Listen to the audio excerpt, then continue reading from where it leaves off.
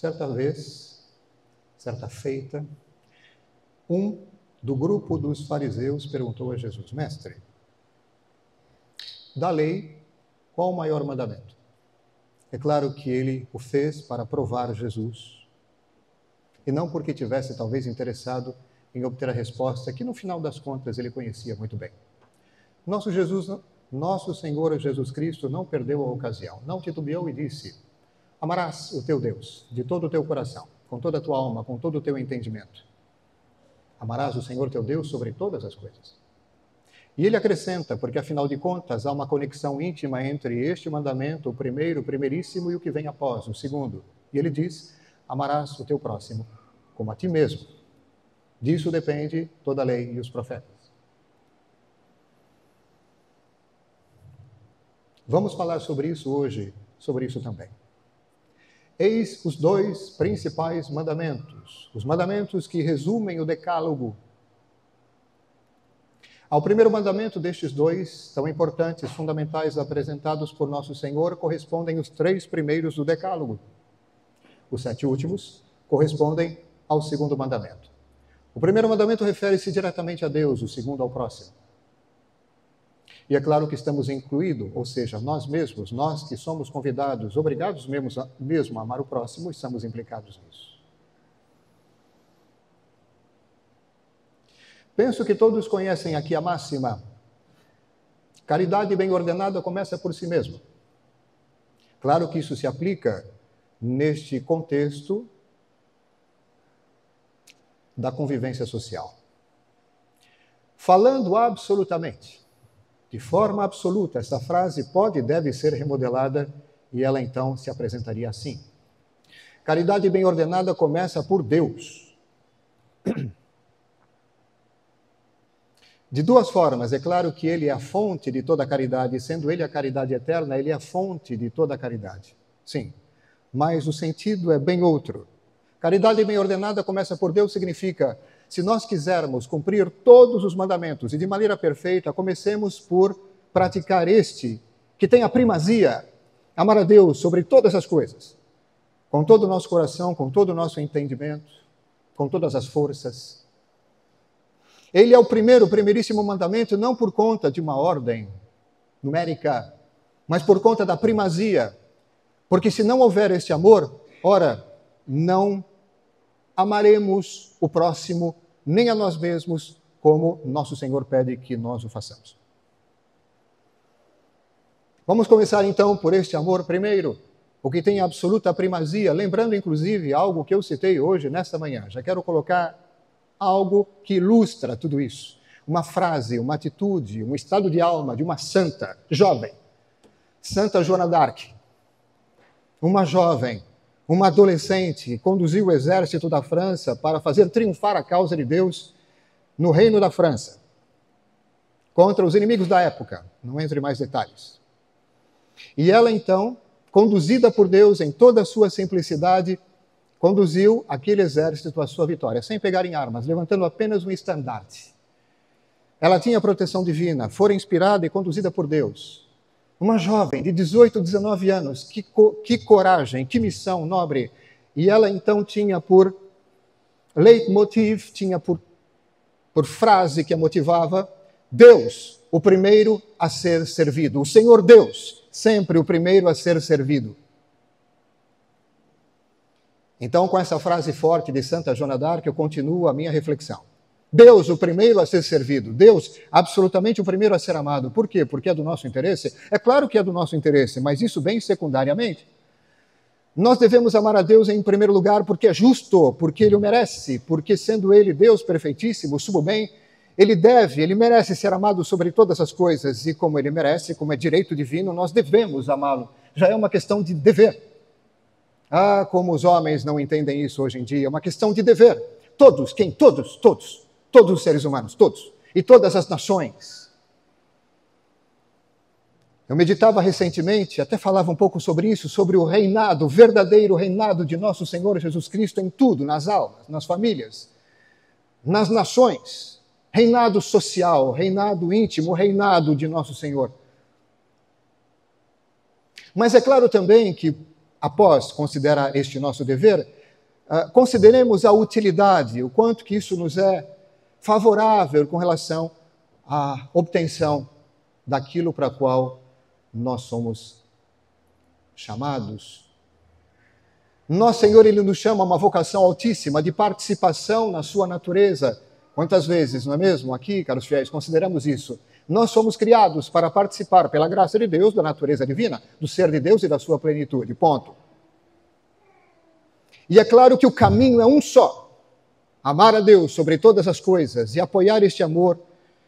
E claro, não basta simplesmente viver tal amor em âmbito natural. É necessário vivê-lo, sobretudo, em âmbito sobrenatural. Porque para atingir tal elevação, nós não temos em nós o que é suficiente. Por isso que Deus nos dá a sua graça e nos dá a virtude sobrenatural da caridade, porque ela sim nos eleva a esta condição de participação da natureza divina. Eis o caminho, amá-lo e amar assim, de maneira elevada, sobrenatural. Claro, e este amor, ele se baseia sobre um outro dado sobrenatural, que é o dado da fé, que é o dom da fé, que é a virtude sobrenatural da fé. Falamos tanto disso já aqui, não é mesmo? Só que eu faço uma pergunta para todos aqui em guisa de meditação. O que significa concretamente, no cotidiano, em todas as coisas, amar a Deus sobre tudo? Qual que é a atitude fundamental? Eu vou dar uma dica. Um dia, Nosso Senhor, ele encontrou-se com uma mulher samaritana num poço ao meio-dia e disse a ela quem ele era e para que veio. Toda feliz, foi comunicar ao seu povo que tinha encontrado o Messias. Depois desse encontro, chegaram os apóstolos que tinham deixado Nosso Senhor por algum instante, descansando ali, foram, de repente, a um povoado vizinho comprar alguma coisa para comerem. Chegando a Jesus, eles dizem, mestre, come um pouco. Querendo dizer, o senhor precisa de descanso, ele precisa comer, o senhor trabalha muito, etc, etc. Eu acho que eu conheço essa expressão tão delicada que se preocupa, enfim, com o outro. E Nosso Senhor, então, ele aproveita a ocasião para dizer, vocês estão pensando num lanche, numa comida, meio-dia, almoço, não é verdade? Então lá vai. Eu tenho comigo aqui um alimento que vocês não conhecem. E então eles começam a se perguntar, alguém trouxe alguma coisa para ele antes, o que está acontecendo? E aí ele diz, o meu alimento é fazer a vontade do meu Pai que está nos céus e levar a sua obra até o fim. Eis o motor da ação de Nosso Senhor, o mais importante. Ele derramou o seu sangue até a última gota para cumprir essa vontade. Ele foi obediente a seu Pai até a morte de cruz. Lembram-se disso? Ou seja, se para Nosso Senhor o cumprimento da vontade de Deus se reveste de uma importância tal, como não seria importante para nós? Pronto, acabei de dar não só a dica, mas a resposta. Amar a Deus passa por isso. Se alguém quiser saber o que significa amar a Deus, então que trate, em nome deste amor, cumprir, em nome deste amor, nas menores e nas maiores, em todas as coisas, a santa vontade dele. A começar pela expressão universal e obrigatória da vontade de Deus, que são os mandamentos. E aqui voltamos a eles. Os mandamentos da lei de Deus, que não são um detalhe na decoração. São expressão certa, quando nós entendemos o sentido disso, é expressão da vontade de Deus. E a expressão da vontade de Deus é, de uma certa forma, uma expressão do seu ser, porque sendo ele simples, é claro que existe identidade entre ser e vontade em Deus. Então, a expressão da vontade de Deus é a expressão do seu ser. Quem pretender entrar em comunhão com Deus deve acolher, sim, por amor à sua vontade. Resumindo a coisa bem rapidamente. Então, sim, quem pretender amar a Deus, que faça isso. Busque cumprir a vontade de Deus, cumprindo os mandamentos em primeiro lugar e depois, claro, cumprindo os deveres de Estado, como nós sabemos muito bem, ser a expressão também da vontade de Deus. Estamos na dúvida com relação a isso? Então vamos aqui considerar o escrito do mesmo apóstolo evangelista que nos deixa a reflexão que nós ouvimos na epístola. Ele diz assim, isto é amar a Deus, numa de suas cartas, isto é amar a Deus, : cumprir os seus mandamentos. Que interessante, ele poderia fazer todo um discurso, ele disse algo simples, incisivo, direto. Isto é amar a Deus, cumprir os seus mandamentos. Mas por que essa volta toda? Não é uma volta, é só preparação caros fiéis, de uma reflexão maior, mostrando a conexão íntima entre amar a Deus e amar o próximo e a nós mesmos. Vamos começar por nós mesmos, porque sim, passando para esta dimensão e este nível que é o nosso, de seres criados racionais, a caridade bem ordenada começa por nós mesmos. Devemos nos amar a nós mesmos bem em primeiro lugar, para que possamos depois amar o próximo. Vejam só como é formulado este segundo grande mandamento, amar o próximo como a si mesmo. Então, se o meu amor é modelo do amor ao próximo, se o meu amor é protótipo do amor ao próximo, que este amor por mim mesmo seja o melhor, para que eu ame da maneira mais perfeita o meu próximo. Que o amor que eu tenho por mim mesmo seja perfeito, seja perfeitamente de acordo com Deus, para que o amor que eu tenho para com o próximo, que eu tenha para com o próximo, seja exatamente assim. E é isso que interessa. Caridade bem ordenada começa por nós mesmos, quando falamos desse plano da existência social, essa dimensão dos seres criados racionais. Mas vamos falar dessa conexão entre o amor a Deus e o amor que temos por nós mesmos. Quando nós amamos a Deus de verdade, e já entenderam o que isso significa, buscar em todas as coisas, cumprir por amor a sua santa vontade, ora, fazendo isso, estamos nos amando. Acompanhe um raciocínio comigo. O que significa amar alguém? Significa buscar para este alguém o máximo de bem possível, bem verdadeiro, e afastar dele o mal. Ora, quando eu me amo em Deus e segundo Deus, o que eu tenho que buscar como bem supremo? Claro, eu tenho que buscar o meu sustento, cuidar da minha saúde, etc., do corpo. Mas o bem supremo diz respeito à alma, o bem maior. Refere-se à minha comunhão, união com Deus, santificação e salvação. Não é isso? E como é que eu acolho tudo isso? Cumprindo a vontade de Deus, cumprindo os mandamentos, vivendo a caridade para comigo mesmo, segundo Deus, dessa forma. Caridade bem apoiada sobre o dom da fé. Olha que interessante. Amando a Deus, cumprindo a sua vontade em tudo, nisso estou amando a mim mesmo. Porque fazendo a vontade de Deus, eu me beneficio naquilo que existe de mais elevado, ou seja, o bem supremo, que é a minha comunhão com Deus. Tudo bem? Olha como as coisas estão muito bem conectadas.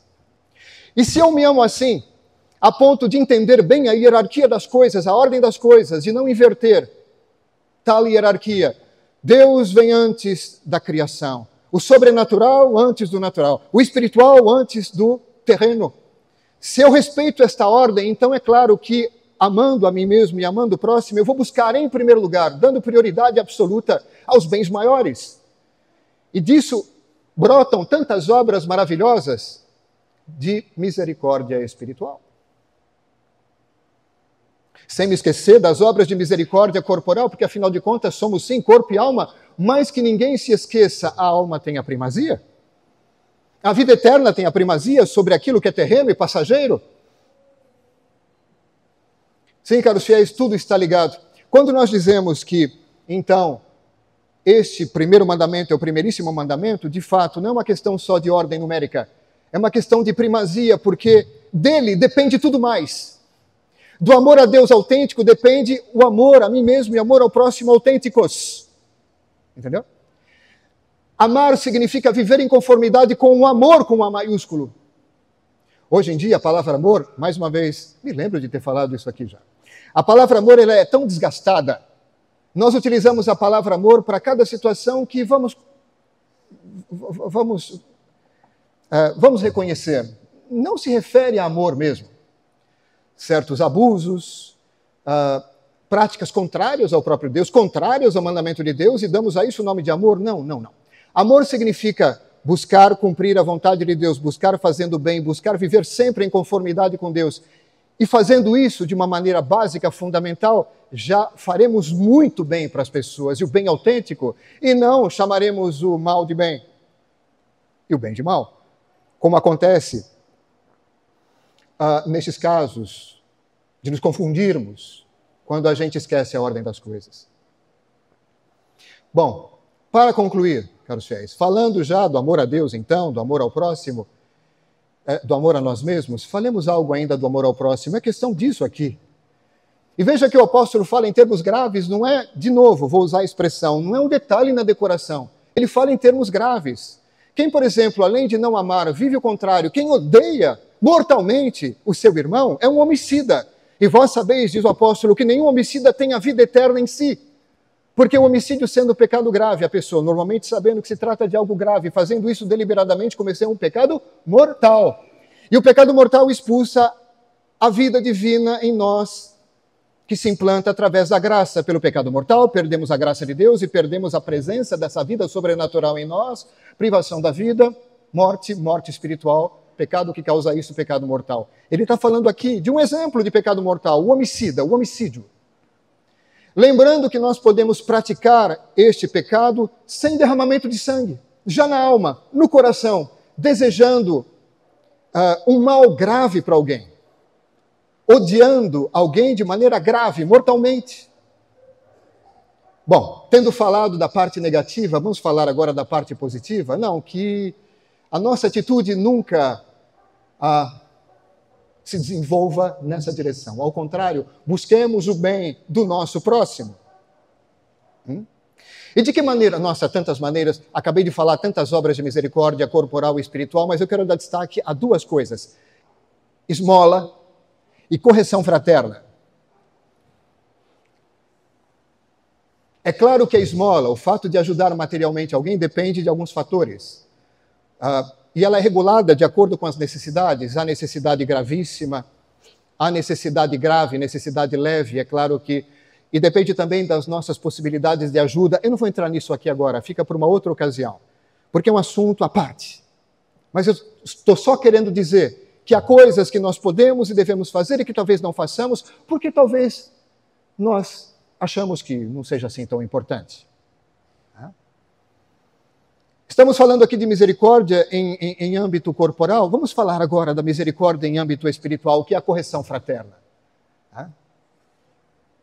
Há necessidades gravíssimas de correção, necessidades graves ou necessidades leves. Quando é que, por exemplo, uma pessoa se vê fortemente convidada a corrigir outra pessoa?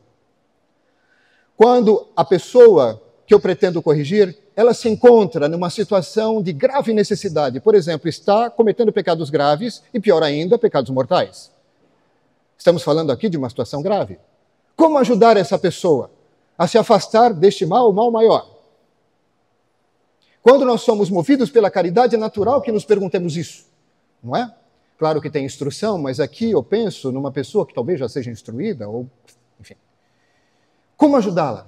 Além da oração, não nos esqueçamos que, por mais que seja complicado corrigir alguém, temos já algo que nós podemos fazer sempre, frequentemente, cotidianamente, para ajudar alguém a mudar de vida, a converter-se, a abrir-se à verdade, à graça, que é a oração. Muitas vezes nós pensamos simplesmente na atitude de correção externa, que implica uma fala, uma palavra, um olhar, um gesto, cortar uma conversa, mudar de assunto. E nos esquecemos desta ação tão importante que é a oração, para ajudar alguém a mudar de vida. Mas vamos lá, então a pessoa está em real necessidade, aí eu verifico ainda se existe alguma probabilidade de ela mudar com a minha correção, se a minha correção seria minimamente eficaz, ou se houvesse uma mínima probabilidade de mudança. E por fim, se não há nenhum grave inconveniente para mim. Claro que com relação a este último aspecto, mesmo que haja graves incômodos para alguém, um pai, uma mãe, um pároco tem uma obrigação mesmo mais séria de corrigir alguém. Geralmente quem tem obrigação moral grave de corrigir são aqueles que têm autoridade moral sobre as pessoas. Os pais, o pároco, quaisquer outros mestres têm a obrigação grave de ensinar o que é correto e de corrigir. Entende? E isso na proporção do estado de necessidade espiritual. E claro, levando também em consideração a abertura das pessoas à correção. Vou concluir com isso. Vejam que a correção fraterna é uma arte e é necessário muita luz. Temos que pedir a Deus: Senhor, me vejo numa situação delicada, eu vos peço, dai-me sabedoria para fazer o bem que quereis que eu faça em favor dessa pessoa. A correção fraterna é uma arte e exige, em primeiro lugar, além da caridade, uma grande dose de humildade. Porque o que suscita, por exemplo, transformação nas pessoas é a humildade que elas veem em você. Convenhamos, converter-se, mudar de vida, exige uma altíssima dose de humildade e coragem. Quando, por exemplo, a pessoa encontra esta dose elevada de humildade em quem a corrige, ela se sente encorajada a fazer o mesmo e ela se abre à correção. A pior coisa é quando você pretende corrigir alguém com altivez, com pouca humildade e até com motivações outras que não sejam a caridade autêntica. A pessoa sente, ela percebe, e aí é difícil abrir-se para a correção. Não é? Mas falando dessa abertura, é importante, por exemplo, no contato com as pessoas, numa escuta atenta e caridosa, prestar atenção nas brechas, nas aberturas. Imagine, por exemplo, uma pessoa nesse estado que se aproxima de você e fala, diga lá, você é da igreja? Você é católica? Sim, uma curiosidade boba. O que a igreja ensina sobre isso? Interessante. Uma pergunta como essa pode denotar uma abertura. Aproveita. Veja, já que você pergunta. A igreja ensina isso, isso, isso. E você, o que você acha disso? Ora, eu dou total adesão a isso e busco viver? Isso é muito importante, muito bom. Eu sei o quanto que isso me faz bem, o quanto que isso me eleva, enfim. Entendem? Mas se uma pessoa se mostra completamente fechada à correção, falo aqui, vejam, as pessoas que não têm obrigação estrita de corrigir, prestem atenção, para ao invés de ajudar, não ajudando, não complicar mais. Vou dar um exemplo. Imagine uma pessoa que esteja agora cometendo pecados graves, materialmente graves. Ela não sabe que é grave. Portanto, não está cometendo pecados graves formalmente, não está cometendo pecados mortais. Vamos lá, o que é um pecado mortal? É todo e qualquer pecado objetivamente grave, contra qualquer mandamento que a pessoa comete com plena consciência da gravidade e comete deliberadamente, podendo não fazê-lo, na plena posse das suas faculdades mentais. Não é? Agora, se faltar um desses elementos, por exemplo, a plena consciência da gravidade, já não é mortal. Então, aquela pessoa está cometendo pecados materiais graves sem consciência plena.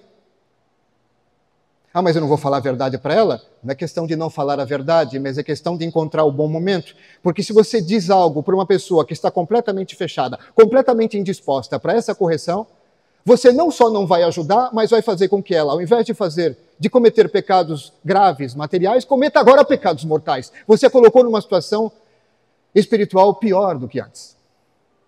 Vejam, caros fiéis, como isso implica uma grave responsabilidade nossa. Como nós devemos implorar muito a luz de Deus para saber o que dizer no momento certo. Por exemplo, sabemos muito bem que as pessoas que sofrem daquele drama, que é o escrúpulo, estão dispensadas da correção fraterna, por conta de tantas confusões que tem nos conceitos e por conta de toda essa complexidade. Não é?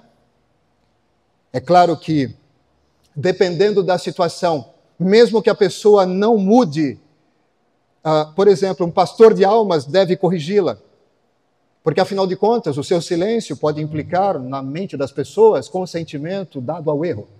E, nesse caso, que pena para a pessoa, mas eu vou ter que falar a verdade para que as pessoas aqui não sejam induzidas em erro.